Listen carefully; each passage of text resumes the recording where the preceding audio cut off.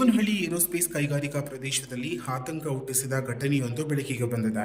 ಹೌದು, ಪ್ರತಿಷ್ಠಿತ ಸಾಸ್ಮೋಸ್ ಕಂಪನಿಯಲ್ಲಿ ಕೆಲಸ ಮಾಡುತ್ತಿದ್ದ ಕಾರ್ಮಿಕರಿಗೆ ಫುಡ್ ಪಾಯ್ಸನ್ ಸಂಭವಿಸಿರುವ ಮಾಹಿತಿ ದೊರಕಿದೆ.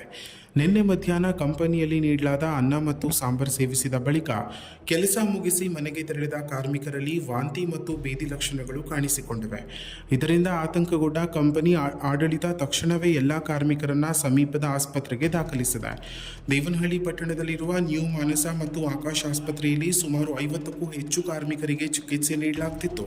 ವೈದ್ಯರ ಪ್ರಕಾರ ಎಲ್ಲರಿಗೂ ಸೂಕ್ತ ಚಿಕಿತ್ಸೆ ನೀಡಲಾಗಿದ್ದು, ಯಾರಿಗೂ ಗಂಭೀರ ಸಮಸ್ಯೆ ಕಾಣಿಸಿಕೊಂಡಿಲ್ಲ ಎಂದು ತಿಳಿಸಿದ್ದಾರೆ. ಈ ಘಟನೆಯ ಬಗ್ಗೆ ಬೆಂಗಳೂರು ಗ್ರಾಮಾಂತರ ಜಿಲ್ಲಾ ಆರೋಗ್ಯಾಧಿಕಾರಿಗಳು ಮಾಹಿತಿ ನೀಡಿದ್ದು, ಕಂಪನಿಯಲ್ಲಿ ಒಟ್ಟು 770 ಜನ ಊಟ ಸೇವಿಸಿದ್ದಾರೆ ಎಂದು ಹೇಳಿದ್ದಾರೆ. ಫಸ್ಟ್ ಬ್ಯಾಚಲ್ಲಿ ಒಂದು 30 ಜನ ಕಾರ್ಮಿಕರು, ಎಲ್ಲ 25, 30 ವರ್ಷ, 40 ವರ್ಷ ಮೇಲ್ಪಟ್ಟವರು. ನಿನ್ನೆ ನೈಟ್ ಫೀವರು, ಇವತ್ತು ಬೆಳಗ್ಗೆ ಲೂಸ್ ಮೋಷನ್ ವಾಮಿಟಿಂಗಿಂದ ಅಡ್ಮಿಟ್ ಆಗಿದ್ದಾರೆ. ಅಡ್ಮಿಷನ್ ಅಂದರೆ ಅಬ್ಸರ್ವೇಷನ್ಲಿ ಇಟ್ಟಿದ್ದೀವಿ. ಫಸ್ಟ್ ಏಡ್ ಏನು ಬೇಕು ಮಾಡಿದ್ದೀವಿ, ಪ್ರಥಮ ಚಿಕಿತ್ಸೆ ಅಂತೀವಿ. ಬಂದ ತಕ್ಷಣ ಮೈಯಲ್ಲಿ ತೇವಾಂಶ ಆಮೇಲೆ ಲವಣಾಂಶ ಕಡಿಮೆ ಆಗುತ್ತೆ ಲೂಸ್ ಮೋಷನ್ಸು ವಾಮಿಟಿಂಗ್ ಅಂದರೆ. ಸೊ ಅದಕ್ಕೆ ಏನೇನು ಬೇಕೋ ಫಸ್ಟ್ ಏಡ್ ಮಾಡಿ ವಾರ್ಡ್ಗೆ ಶಿಫ್ಟ್ ಮಾಡಿ ರಕ್ತ ಪರೀಕ್ಷೆನೂ ಇದು ಸ್ಟೂಲ್ದು ಏನು ಮೋಷನ್ ಇದೆಯಲ್ಲ ಪರೀಕ್ಷೆ ಕಳಿಸಿದ್ದೀವಿ. ಆಲ್ಮೋಸ್ಟ್ 80-90% ಎಲ್ಲರೂ ಚೆನ್ನಾಗಿ ಆಗಿದ್ದಾರೆ. ಇವರು ಆಲ್ಮೋಸ್ಟ್ 3-4 ಅವರ್ಸಿಂದ. ಇನ್ನು ಒಬ್ಬರು ಇಬ್ಬರು ಮೋಸ್ಟ್ಲಿ ಅಡ್ಮಿಷನ್ ಬೇಕಾಗುತ್ತೆ. ಮಿಕ್ಕಿನದವ್ರೆಲ್ಲ ರಿಪೋರ್ಟ್ಸ್ ನೋಡಿಕೊಂಡು ಅದು ಫುಡ್ ಪಾಯ್ಸನಿಂಗೇ ಆಗಿರೋದು, ಬಟ್ ಅದರಲ್ಲಿ ಇನ್ಫೆಕ್ಷನ್ ಇದೆಯಾ ಇನ್ಫೆಕ್ಷನ್ ಇಲ್ವಾ ನೋಡಿಕೊಂಡು ಮತ್ತೆ ತದನಂತರ ಟ್ರೀಟ್ಮೆಂಟ್ ಏನಿದೆ ಅದನ್ನು ಕೊಡಬೇಕಾಗುತ್ತೆ. ಅದನ್ನು ಫಾಲೋ ಅಪ್ ಮಾಡ್ತಾಯಿದ್ದೀವಿ. ಕಂಪ್ನಿಯವರು ಎಲ್ಲ ಇದ್ದಾರೆ, ಅವ್ರ ಸಿಬ್ಬಂದಿ ಎಲ್ಲ. ಇವಾಗ 50 ಸದ್ಯಕ್ಕೆ ಒಂದು 45-50 ಜನ ಇದ್ದಾರೆ.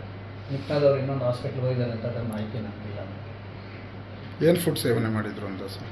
ಅವರು ಬೆಳಗ್ಗೆ 6:15 ಬಂದಿರೋದು. ಇಲ್ಲೇನು ಸೇವನೆ ಮಾಡಿಲ್ಲ. ಇಲ್ಲಿ ನಿನ್ನೆ ಸೇವನೆ ಮಾಡಿರೋದೇ ಇರುತ್ತೆ ಯೂಶಲಿ. ಸೊ ಊಟ ಆದಮೇಲೆ 4 ಅವರಿಂದ ಒಂದೊಂದು ಸರಿ 12 ಅವರ್ ಸ್ಟಾರ್ಟ್ ಆಗ್ಬೋದು, ಒಂದೊಂದು ಸರಿ ಒಂದಿನ 24 ಅವರ್ಸ್ ಆದಮೇಲೆ ಆಗ್ಬೋದು. ನಿನ್ನೆ ಫುಡ್ ಯಾವುದು ಆಗಿದೆ ಅದನ್ನು ಕನ್ಸಲ್ಟ್ ಪರ್ಸನ್ಸ್ ಯಾರಿದೆ ಅದನ್ನು ನೋಡಿಕೊಂಡು ಮತ್ತೆ ಏನು ಪ್ರಿಕಾಷನ್ಸ್ ಇದೆ ತಗೋಬೇಕಾಗುತ್ತೆ. ಅದರಲ್ಲಿ ಬಹುತೇಕರೆಯ ಮಂದಿಗೆ ಫುಡ್ ಪಾಯ್ಸನ್ ಲಕ್ಷಣಗಳು ಕಂಡುಬಂದಿವೆ. ಇನ್ನು ಆಹಾರದ ಮಾದರಿಗಳನ್ನು ಪರೀಕ್ಷೆಗಾಗಿ ಕಳಿಸಲಾಗಿದ್ದು, ವರದಿ ಬಂದ ಬಳಿಕ ಮುಂದಿನ ತನಿಖೆ ಕೈಗೊಳ್ಳಲಾಗುತ್ತದೆ ಎಂದು ಆರೋಗ್ಯ ಇಲಾಖೆ ತಿಳಿಸಿದೆ. ನಿನ್ನೆ 14/4/2026ರಂದು 772 ಜನ ಊಟ ಮಾಡಿದ್ದಾರೆ. ಅಂದರೆ ತಿಂಡಿ ಮತ್ತು ಊಟ ಲಂಚನ್ನು ಸೇವಿಸಿದ್ದಾರೆ. ಅದರಲ್ಲಿ ಸುಮಾರು ಜನಕ್ಕೆ ಫುಡ್ ಪಾಯ್ಸನಿಂಗ್ ಸಿಂಪ್ಟಮ್ಸನ್ನು ಕಾಣಿಸಿದೆ.